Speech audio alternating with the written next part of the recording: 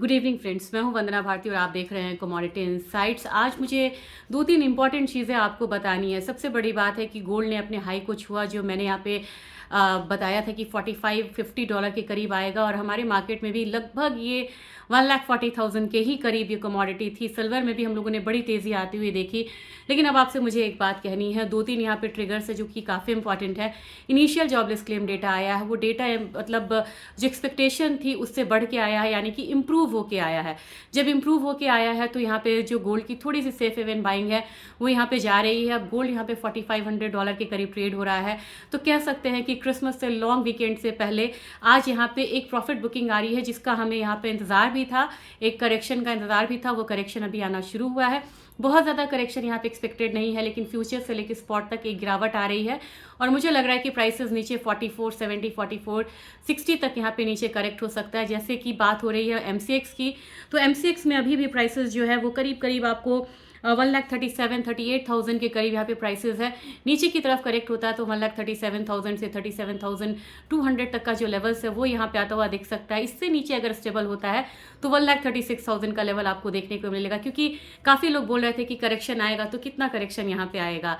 Silver की बात बहुत इंपॉर्टेंट है यहाँ पे, क्योंकि सिल्वर में चाइना काफ़ी ज़्यादा यहाँ पे लीड कर रहा है, और यहाँ पे जो कॉमिक्स और चाइना के बीच में जो स्प्रेड होता था, जो आर्बिट्रेज होता था, वो दो डॉलर का था।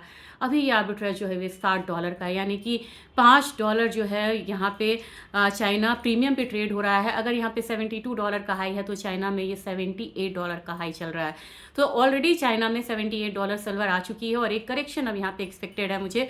तो यहाँ पे तो इतनी मतलब कमजोरी नहीं है जितना कि गोल्ड दिखा रहा है, लेकिन यहाँ पे भी अब एक करेक्शन आता है तो प्राइसेस नीचे की तरफ आपको 2,15,000 16,000 वाला लेवल जो है वो हो सकता है कि हम आने वाले समय में आता हुआ देखें। तो उस लेवल का वेट करिए और वहां पे आप खरीदारी कर सकते हैं, चाहे वो फिजिकल में हो, ईटीएफ हो, या फिर डेरिवेटिव मार्केट हो, लेकिन एक करेक्शन का वेट जरूर करिएगा।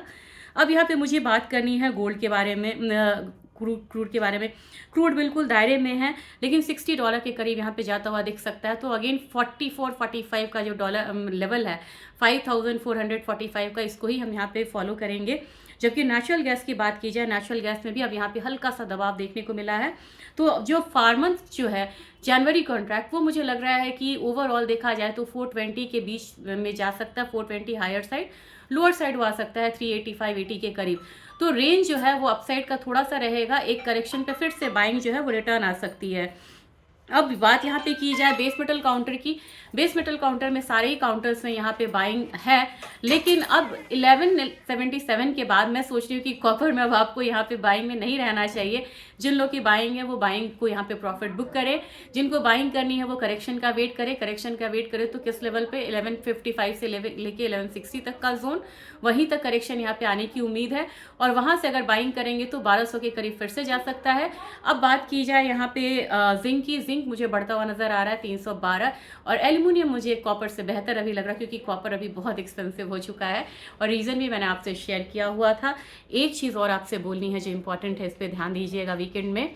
और जापान अपने फॉरेन बॉन्ड्स को बेचना चाह रहा है। अगर ये न्यूज़ पक्की हुई और फॉरेन बॉन्ड्स को ये बेचते हैं तो मेरे ख्याल से एक बार फिर से दबाव जो है वो यूएस डॉलर पे देखने को मिलेगा। ऑब्वियसली वो उनका सबसे ज़्यादा जो लोकेशन है यूएस बॉन्ड में है, तो अगर वहाँ पे बिकवाली आती है तो डॉलर इंडेक्स गिरेगा, और ये जो गोल्ड सिल्वर का करेक्शन है ये बिल्कुल टेम्प्रेरी होगा और फिर से बाइंग रिटर्न आ सकती है। तो हल्के करेक्शन का इंतजार मुझे भी रहेगा, आपको भी रहेगा, सबको रहेगा गोल्ड और सिल्वर में। देखते हैं क्या होता है। सबको मेरी क्रिसमस। Thank you.